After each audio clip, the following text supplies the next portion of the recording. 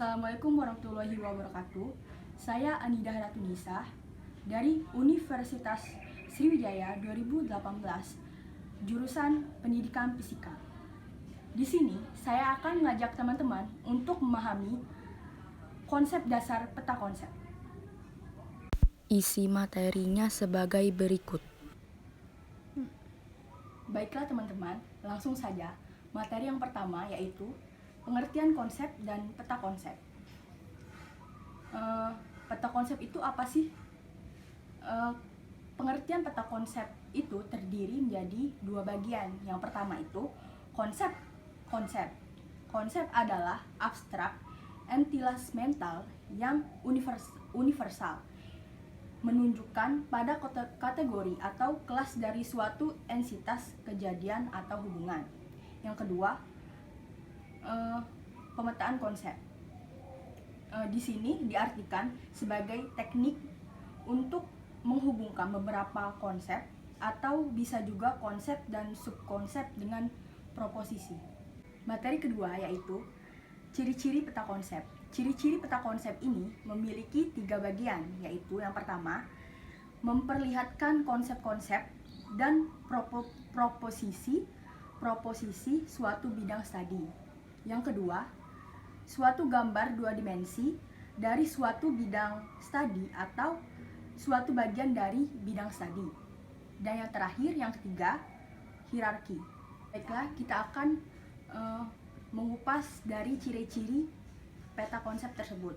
Kan yang pertama tadi untuk memperlihatkan konsep-konsep dan proposisi dari suatu bidang studi.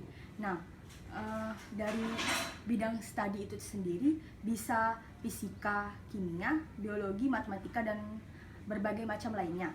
Nah, dengan membuat peta konsep itu sendiri, kita itu bisa lebih jelas gitu kalau misal pakai peta konsep itu kan, dan mempelajari bidang studi itu bisa lebih bermakna gitu. Nah, yang kedua itu suatu konsep itu bisa digambar menjadi 2 dimensi, ialah dari suatu bidang studi itu sendiri. Nah, ciri ini memperlihatkan hubungan-hubungan proporsional antara konsep-konsep. Nah, hal inilah yang membedakan belajar bermakna dari belajar dengan cara mencatat pelajaran tanpa memperlihatkan hubungan-hubungan antar konsep tersebut. Nah,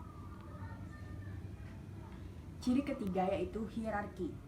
Bila 2 atau lebih konsep digambarkan di bawah suatu konsep yang lebih inklusif, maka terbentuklah suatu hierarki pada peta konsep tersebut. Nah, materi yang selanjutnya yaitu tujuan pembuatan peta konsep.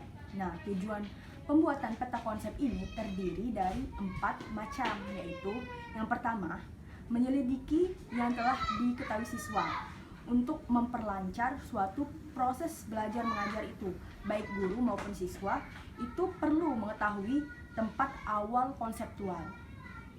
Yang kedua, mengungkapkan konsepsi salah. Konsepsi salah itu biasanya timbul karena terdapat kaitan antara konsep-konsep yang mengakibatkan proporsi itu salah. Yang ketiga, belajar bagaimana belajar. Nah, dengan meminta siswa untuk menyusun peta konsep dan isi dari bab-bab konsep tersebut. Dan yang keempat yaitu sebagai alat evaluasi. Nah, selama ini kan alat evaluasi itu dikenal oleh guru dan siswa itu pada bentuk tes objektif dan ataupun tes esai. Nah, walaupun cara evaluasi ini akan terus memegang peran dalam bidang pendidikan, nah, teknik-teknik evaluasi ini perlu dipikirkan lagi untuk memecahkan masalah-masalah evaluasi yang dihadapi pada dewasa sekarang ini. Nah, kan teman-teman tadi sudah mengetahui apa itu pengertian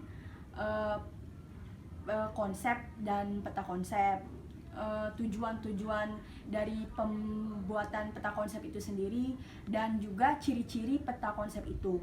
Nah, selanjutnya kita akan melihat bagaimana sih contoh peta konsep yang benar itu. Nah, di sini telah ada gambar peta konsep yang benar.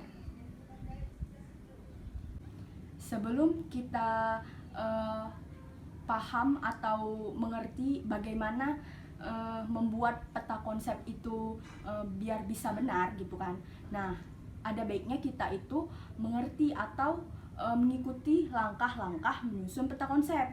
Nah, langkah-langkah menyusun peta konsep ini terbagi menjadi 4 cara, yaitu yang pertama mengidentifikasi ide pokok atau prinsip yang melingkupi sejumlah konsep.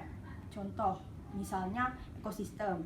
Yang kedua, mengidentifikasi ide-ide atau konsep-konsep sekunder yang menunjang ide utama dari peta konsep itu. Nah, contohnya itu bisa individu, populasi, atau komunitas. Yang ketiga, kelompokkan ide sekunder itu yang dikelilingi ide-ide utama yang secara visual menunjukkan hubungan ide-ide tersebut dengan ide utama.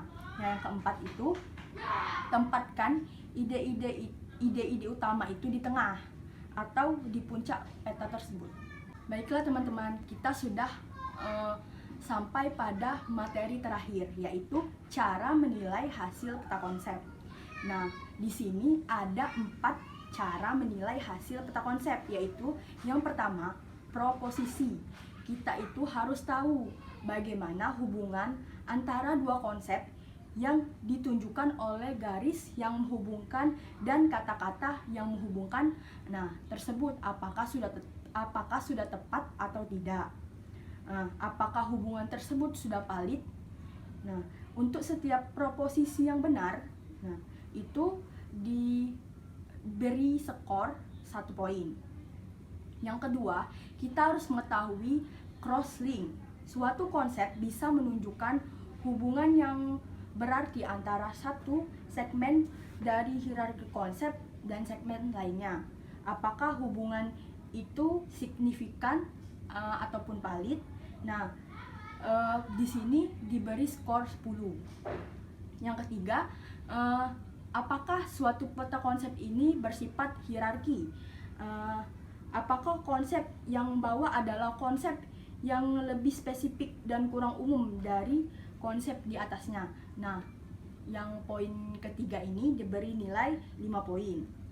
Nah, yang keempat, misalnya pada kalimat peristiwa tertentu atau objek yang berlaku. Nah, ini itu nggak usah dibuat kotak-kotak, karena kalimat yang peristiwa tertentu atau objek yang berlaku itu bukan konsep.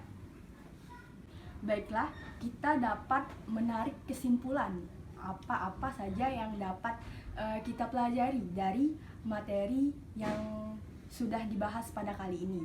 Yaitu yang pertama, peta konsep merupakan salah satu alat bantu pembelajaran yang memberikan kemudahan dalam mengkaitkan satu konsep dengan konsep yang lainnya. Nah, pembelajaran dengan peta konsep ini memberikan kemudahan dalam memahami satu materi dengan pola dan gaya tersendiri yang dimiliki oleh setiap siswa. Nah, yang kedua, penerapan pada konsep ini juga dapat memberikan kebebasan bagi setiap siswa dalam usaha memahami materi dan mengembangkan pola pikir dari siswa tersebut secara mandiri. Baiklah teman-teman, itu saja pembahasan pada kali ini. Semoga teman-teman dapat mengerti apa-apa saja yang telah saya bahas tadi. Lebih dan kurangnya saya mohon maaf. Kepada Allah saya mohon ampun. Saya tutup. Wassalamualaikum warahmatullahi wabarakatuh.